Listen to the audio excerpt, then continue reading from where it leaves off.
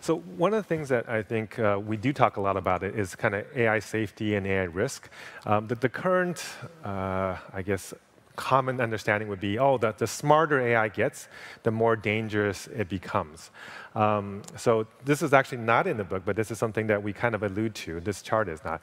But what I would expect to happen is actually the opposite of this chart, or not the opposite. It's a slightly different variation, is that even though right now we are still in the early part of this curve, we are going up a curve that actually will be changing. It will be where the more mature, once it gets past a certain point, we actually would expect the AI risk will go down. So I don't know how many are familiar with the Kuznets curves.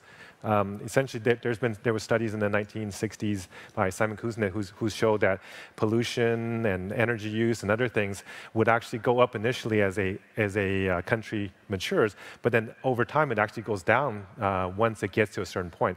And I think we will find that AI will actually exhibit similar things. Once we get to a certain level of maturity, it will start to be able to self-regulate. At first, it will help it regulate. Later, it will self-regulate. And I think that's something that brings me a little bit more optimism and assurance on that.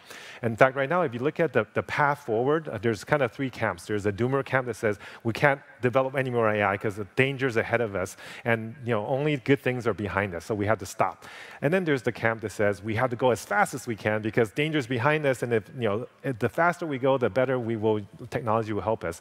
And then there's like a new camp, which is that's decentralized acceleration, which is saying we just have to pick the right path and run as fast as we can with the right path. The problem is we know that forward actually over time has always been, long term has been better, right? We get better with technology.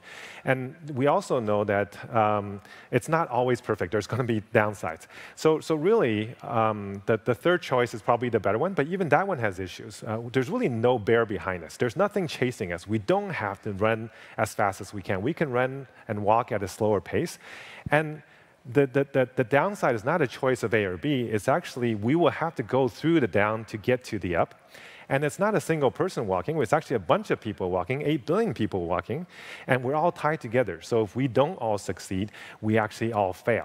Right? So it's more this kind of a map. There's a castle, but we're actually crossing this very narrow bridge that's shaking, and everybody's tied together with a rope. So if any one person falls off, we all fall off. That's really a more accurate picture. So if that's really the view we have, then we should be collaborating to accelerate, not to accelerate individually, right? Which is what we're seeing today between countries and between companies, all racing to try to be first. We should be pooling our resources. We should be having societal level considerations instead of national level or corporate level, and it should be safety over speed, and we should be thinking longer term and having whatever benefits we have be distributed globally. So I'll get off the soapbox.